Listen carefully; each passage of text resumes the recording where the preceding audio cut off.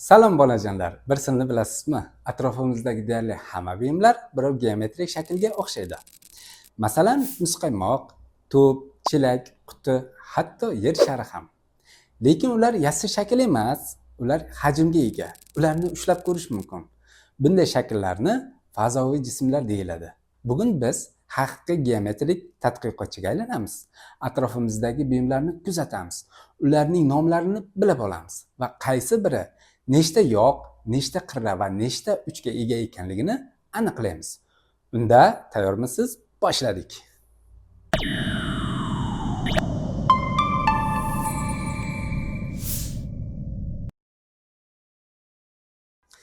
Keling, ular bilan tanishamiz. Bu kub. Kubning barcha yoqlari kvadratdan iborat. Bu konus. Konusning bir yoqi doira bo'lib, u bitta uchga ega bo'ladi. Bu silindr. Silindrning ikkita yoqi doira. Yon tomonlari esa egri sirtdan iborat. Bu esa parallelipiped. U qutiga juda o'xshaydi. Uning yoqlari to'g'ri to'rtburchakdir. Bu shar. Shar dumaloq bo'ladi. Sharni har tomonga dumalatish mumkin. Va nihoyat bu piramida. Piramidaning tepada bitta uchi bo'ladi. Endi birgalikda takrorlaymiz. Kub, konus, silindr, parallelipiped, shar, piramida. Endi esa haqiqiy kuzatuvchi bo'lamiz. Futbol to'pi. U qaysi fazoviy jismga o'xshaydi? Albatta shar. Qutichi. To'g'ri, kubga o'xshaydi.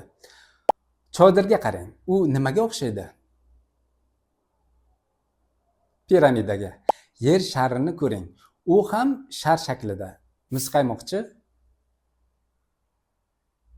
Ha, konus. Mana bu sumka. Sumka parallelipiped shaklida. Chelak esa silindr shaklida. Demak, atrofimizdagi juda ko'p buyumlar biz bilgan fazoviy jismlarga o'xshaydi.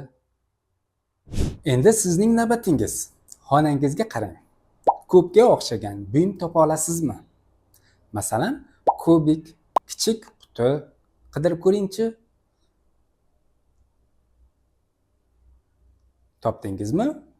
Endi sharga o'xshagan buyumlar topa olasizmi? Koptok, apelsin, tarvuz, konusga o'xshagan nimalarni bilasiz? Bayram qalpog'i, muzqaymoq, silindrgacha. Stakan, banka, sham.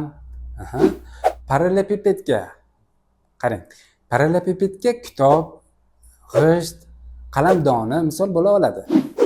Piramidaga esa suvenirlar yoki chodir misol bo'la oladi. Ko'rdingizmi? Matematika atrofimizning hamma joyida yashirinib turar ekan.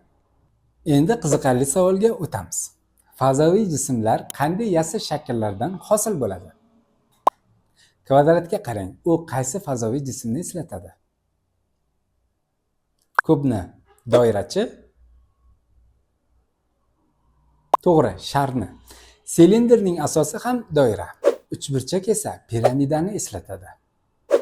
To'g'ri to'rtburchakni ko'rsangiz, parallelipiped yodingizga tushsin. Demak, yassi shakllar fazoviy jismlarni tushunishga yordam beradi. O'yinchoqqa qarang. Keling, uni qismlarga ajratib ko'ramiz. O'yinchoqning boshi qanday shaklda?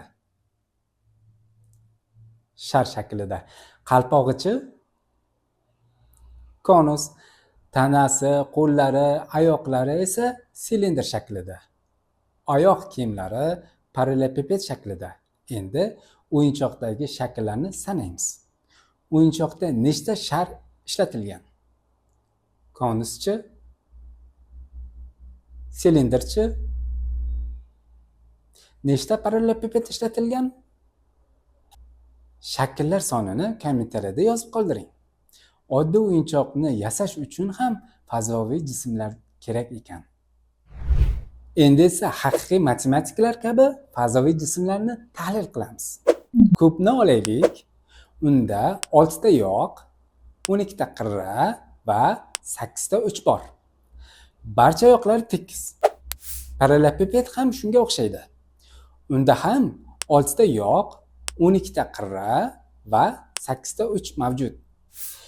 Piramidaga qarang. Uning yoqlari tekis shakllardan iborat.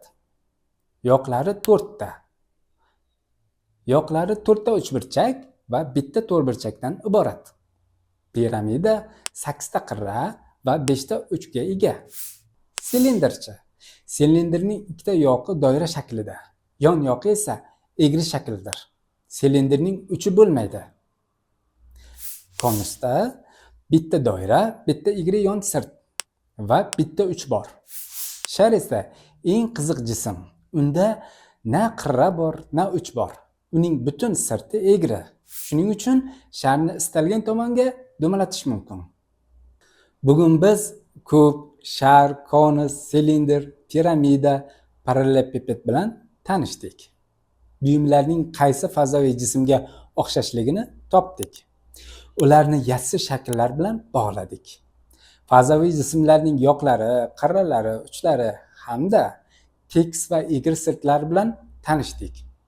Endi sizga topshiriq. Uyingizdan har bir fazoviy jismga o'xshaydigan bittadan buyumni toping. Eng qiziqarli topilmangizni izohlarda yozing. Keyingi darslarda yana ko'rishguncha xayr bilimdonlar.